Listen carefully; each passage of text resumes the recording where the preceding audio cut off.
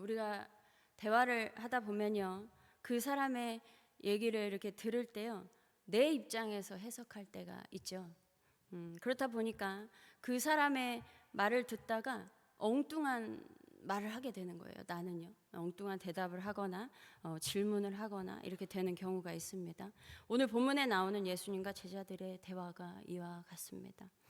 예수께서 부활하신 후에요, 예수님은 40일 동안 제자들에게 하나님의 나라의 일에 대해서 가르치셨어요. 그런데 하나님 나라에 대한 것은 부활하신 후에만 가르치신 것이 아니었죠. 예수님의 공생의 시작부터 천국을 선포하시고 가르치시고 친히 보여주셨습니다. 그리고 아프고 병들고 귀신 들린 자들을 치유하여 주셔서 육신의 회복도 주셨어요. 이러한 사역을 통해 천국을 이 땅에서 보게 하셨고 누리도록 하셨습니다. 그러나 이러한 하나님의 나라는 예수님께서 오신 이후에만 소망하는 나라가 아니었어요. 이미 하나님의 나라는 구약 시대부터 선포되고 있었습니다. 그러면 이러한 하나님의 나라는 무엇인가라는 것이죠. 그것은요, 보이지 않는 주권자들, 세상 권세로부터의 해방이에요. 그것으로부터 해방돼서요, 하나님의 통치권 안으로 들어가는 것이죠. 그것이 하나님의 나라입니다. 이스라엘 백성은요, 애굽에서 바로의 통치 아래에 노예로 살았습니다. 그 시간은 너무 고통스러웠고 그래서 벗어나고 싶었어요. 그래서 부르짖었습니다. 그 부르짖음을 들으신 하나님께서는 이스라엘 민족을 인도해낼 영도자 모세를 부르셨어요. 그리고 이스라엘 민족을 애굽으로부터 해방시키셨습니다. 그러나 세상의 통치자들은요, 쉽게 놔주고 싶지 않죠. 바로가 완악하게 끝까지 반대를 해요. 못나 이스라엘 백성이 나가지 못하도록. 그래서 하나님께서 애굽을 향하여 보이신 그 10가지 재앙으로 인해서 끝내 이스라엘을 애굽에서 나가라고 허락하지만 또다시 쫓아오죠. 예. 그 정도로 집요하게 붙듭니다. 세상의 권세들은요. 이렇게 출애굽하는 과정에서 이스라엘 백성들의 입장에서는 기대했다가 좌절하고 기대했다가 좌절하기를 반복했을 거예요. 그럼에도 하나님은요, 이스라엘 민족을 끝내 구출해 내셨습니다. 홍해 건너는 것을 마지막으로 애굽으로부터 완전히 해방되었죠. 이렇게 이스라엘 민족을 출애굽시킨 것을 하나님께서 어떻게 표현하시냐면요, 출애굽기 19장 4절에 내가 애굽 사람에게 어떻게 행하였음과 내가 어떻게 독수리 날개로 너희를 업어 내게로 인도하였음을 너희가 보았느니라. 신명기 32장 11, 12절에 마치 독수리가 자기의 보금자리를 어지럽게 하며 자기의 새끼 위에 너풀거리며 그의 날개를 펴서 새끼를 받으며 그의 날개 위에 그것을 엎는 것 같이 여호와께서 홀로 그를 인도하셨고 그와 함께한 다른 신이 없었도다. 이 팔레스타인과 시리아 일대의 독수리는요, 새끼 독수리에게 날개로 나는 방법을 가르치기 위해서 새끼들을 좀 거친 훈련으로 내몰아요. 둥지를 세차게 흔듭니다. 그래서 그 둥지에 있는 그 나무 꼬챙이들이 막 새끼를 아프게 찌르는 거예요. 그럴 때 새끼들은 이제 도망칠 수밖에 없는 상황이 되는 거죠. 이때 어미 독수리가요, 새끼를 업어서 공중 높이 던져요. 새끼들이 그러면 높이 던졌다가 아직 날지 못하니까 땅에 떨어지려고 하는 그 순간 바로 낚아채서 다시 공중으로 가서 다시 집어 던집니다. 이런 자유낙하 훈련을 숱하게 시키는 거예요. 예. 그렇게 해서 결국 날게 하는 것입니다. 공중에 집어 던졌다가 땅에 떨어질 듯 할 때 다시 낚아채서 공중에 들어 올리는 방식으로 하나님은 이스라엘을 이집트에서 이렇게 끌어내었고 광야에서도 이렇게 인도하셨다는 거예요. 이러한 방식으로 훈련시키시고 인도하신 것을 하나님은 독수리가 새끼를 업듯이 이스라엘 백성을 인도했다라고 말하는 것입니다. 이렇게 이스라엘 백성을 인도하셔서요, 약속의 땅, 가나안 땅, 이제는 광야에서 방황하지 않고요, 정착하여 살 수 있는 그 땅을 허락하셨어요. 그리고 이제 하나님께서 하나님의 백성을 친히 다스리기 위한 율법도 주셨습니다. 이스라엘 백성들은 광야에서뿐만이 아니라 약속의 땅에 들어가서도 율법을 지키며 살아야 하는 것이었어요. 신명기 4장 5, 6절에 내가 나의 하나님 여호와께서 명령하신 대로 규례와 법도를 너희에게 가르쳤나니 이는 너희가 들어가서 기업으로 차지할 땅에서 그대로 행하게 하려 함인즉, 약속의 땅에 들어가서도 율법은 지켜져야 하는 것이었어요. 그리고 율법을 주셨다는 것은요, 하나님의 통치를 받는다는 것입니다. 하나님께서 그 법으로 통치하신다는 거예요. 또한 하나님께서 율법을 주신 이유가요, 출애굽기 19장 5, 6절에 세계가 다 내게 속하였나니 너희가 내 말을 잘 듣고 내 언약을 지키면 너희는 모든 민족 중에서 내 소유가 되겠고 너희가 내게 대하여 제사장 나라가 되며 거룩한 백성이 되리라. 율법은요, 하나님의 소유된 백성으로 제사장 나라 되게 하고요, 거룩한 백성이 되게 하는 것입니다. 반면 이 세상의 통치자들은요, 지금도 마찬가지지만요, 예전에 왕이 다스릴 때에는 백성들의 자유를 박탈하고 다스리려고 하는 경향이 많았습니다. 지금은 국민을 국가라고 하죠. 국민이 국가다라고 하고요. 하지만 왕정 시대에는 왕이 국가다라고 했어요. 대부분 백성들이 반항하지 못하도록 더욱 강경하게 억압 정책을 시행하는 경우가 많았습니다. 왕권이 강할수록 더욱 그리할 수 있는 경향이 더 컸어요. 그러나 하나님의 나라는 그러한 나라를 얘기하는 것이 아닙니다. 하나님께서 주신 율법은 그 당시에 없는 약자인 그 다른 나라에 없는 약자였던 고아와 과부, 나그네를 보호하는 그러한 사회보장법이 있을 정도로 그 안에 사랑과 은혜가 있습니다. 그런데 세상에서 자유를 박탈당하고 노예로 살던 이스라엘 민족을, 이러한 세상에서 살던 민족을 하나님은 하나님의 소유된 백성으로 부르셔서 제사장 나라 삼으시고 거룩한 백성으로 살아가게 하시려고 율법을 주셨습니다. 그리고 이것은 궁극적으로 모든 나라가 하나님을 알도록 하기 위한 것이었어요. 그런데 어느 날 잘 정착해서 살다가, 잘 사는 건 아니죠. 반복을 했죠. 계속 죄악과 심판과 다시 회복과 반복을 하다가 이스라엘은 이제 왕을 요구하기 시작했어요. 하나님께서 주신 율법대로 하나님의 통치를 받으며 살아가고 있었지만 어느 순간 세상의 통치자가 보이기 시작한 거예요. 이것에 대해 하나님께서 뭐라고 하시냐면요, 백성들이 나를 버렸다라고 말씀하셨습니다. 그리고 하나님은 왕의 제도라는 것이 어떠한 것인지에 대하여 설명해 주셨어요. 그것을 요약하면요, 왕이 세워지면, 이 세상에 왕이 세워지면 결국 백성을 종으로, 노예로 삼을 것이라는 것이었습니다. 그럼에도 이스라엘 백성은 그래도 우리에게 왕이 있어야 되겠다라는 것이었죠. 강력하게 주장을 했습니다. 그래서 결국 왕을 세웠어요. 그런데 그 이후로 하나님께서 말씀하신 대로 지배와 피지배 계층은 모기가 있습니다. 저한테 지배와 피지배 계층은 더욱 분명하게 나뉘어 갔어요. 그러다가 결국 이스라엘 백성은 하나님을 버렸죠. 세상의 왕을 섬길 뿐만 아니라 다른 신들까지도 섬기게 되었습니다. 제사장 나라가 더욱 타락한 거예요. 거룩한 백성이라고 일컫는 그 이스라엘 백성이요, 애초에 다른 신을 섬기고 있었던 백성보다도 못한 사람들이 되었습니다. 한편 하나님께서 주신 율법을 철저하게 지키는 사람들도 있었어요.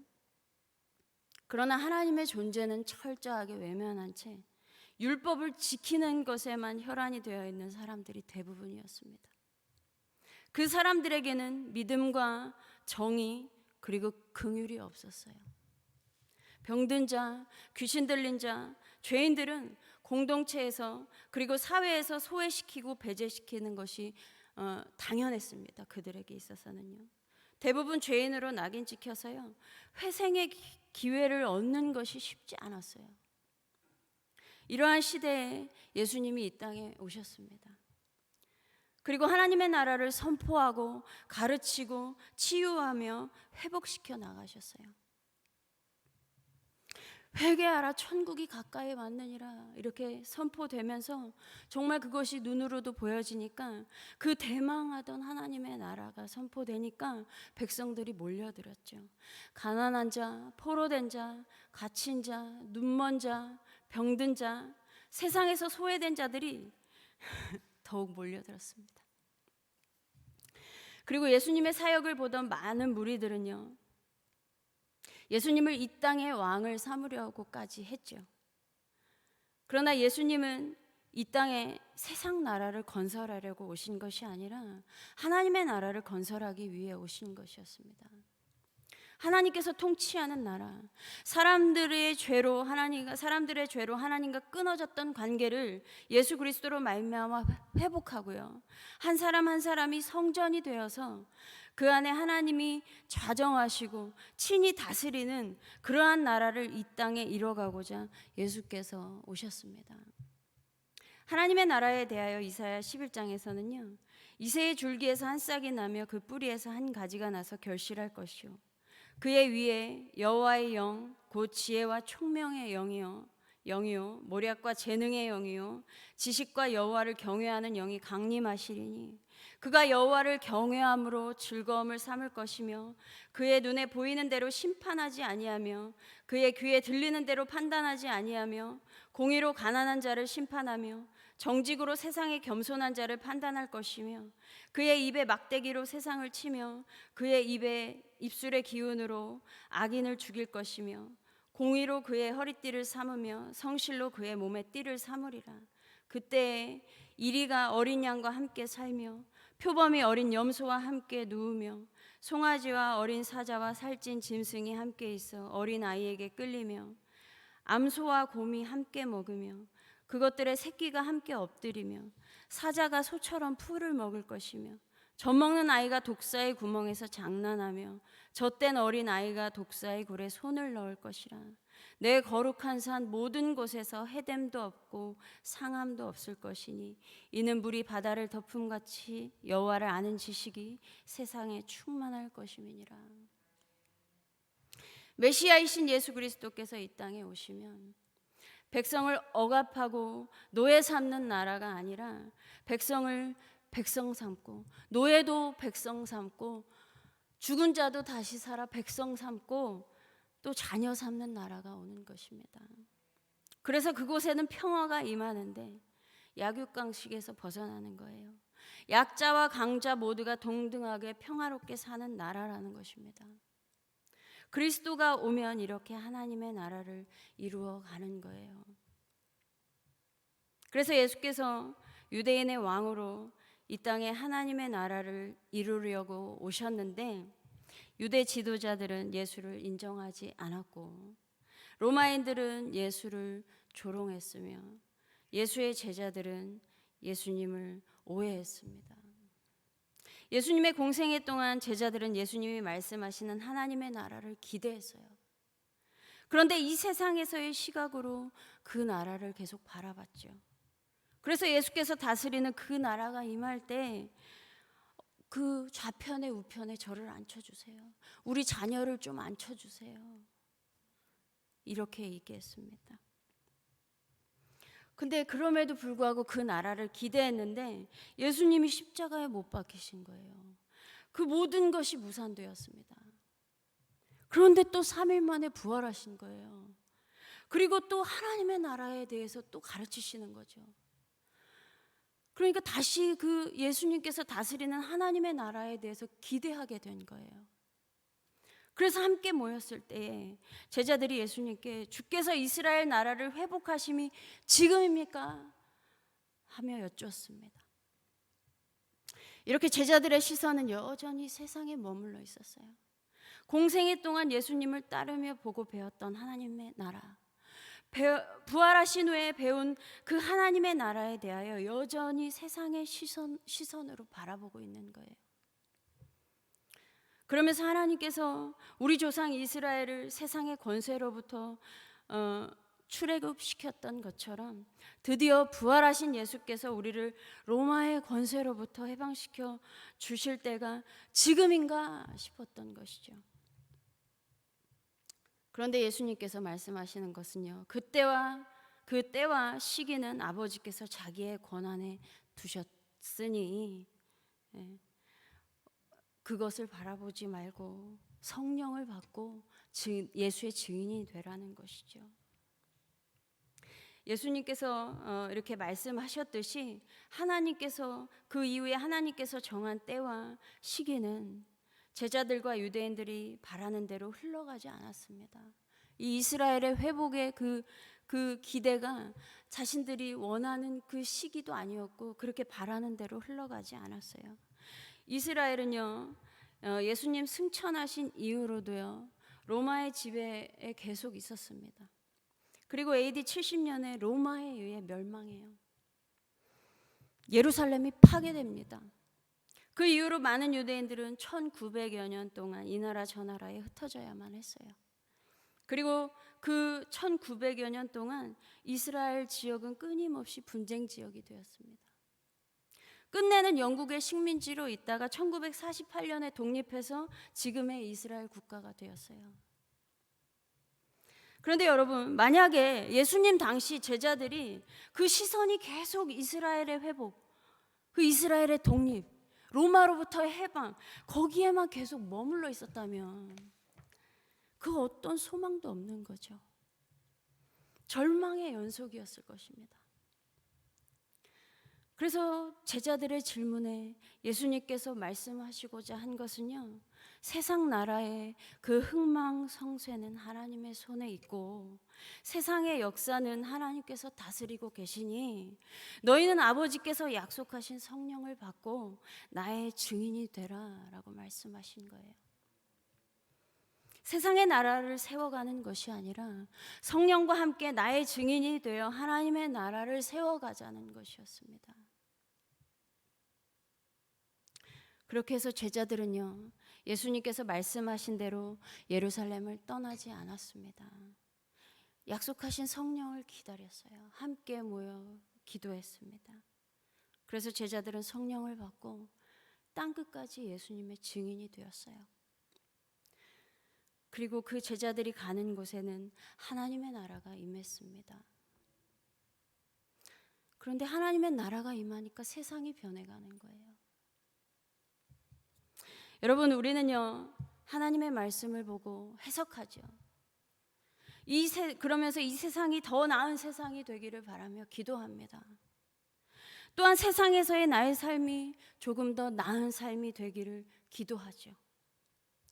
그러나 우리의 시선이 이렇게 계속 이 세상에만 머물러 있는 것이 아니라 예수 그리스도의 증인으로 예수님을 증거하고 말씀과 성령으로 인도함을 받으며 순종하며 나아갈 때에 이 세상에 또한 이곳에 하나님의 나라가 임하게 될 것을 믿습니다. 그러면 나머지 우리가 바라는 것들은 하나님께서 때에 맞게 역사해 주실 거예요. 그러므로 제사장 나라가 되게 하시고 거룩한 백성 삼으신 하나님의 다스림을 받으며 예수 그리스도의 증인으로 이 세상의 아름다운 소식을 선포하는 우리 모두가 되기를 바랍니다. 그래서 우리가 어느 곳에 있든지 그곳이 하나님이 다스리는 하나님의 나라가 되기를 소망합니다. 기도하겠습니다. 하나님, 정말 감사합니다. 하나님, 우리 안에 그 귀한 복음을 주셔서, 그 하나님 나라의 복음을 주셔서 이 땅 가운데에서도 담대하게 살게 하시니 정말 감사합니다. 하나님, 우리가 이 세상을 바라보지만 정말 우리가 실망할 때가 참 많이 있습니다. 하나님, 우리의 시선이 이 세상에 머물러 있지 않게 하시고 하나님을 바라보며 하나님의 나라를 소망하며 정말 하나님의 나라가 어떠한 곳인지 하나님, 그 하나님의 나라를 선포하며 하나님의 말씀과 성령으로 인도함 받으며 또한 우리가 예수 그리스도의 증인으로 예수님을 선포하며 나아갈 때에 우리가 있는 그곳이 하나님의 나라가 될 줄을 믿습니다. 주님 동행하시고 늘 함께하여 주시옵소서. 감사드리며 우리 주 예수 그리스도의 이름으로 기도드립니다. 아멘.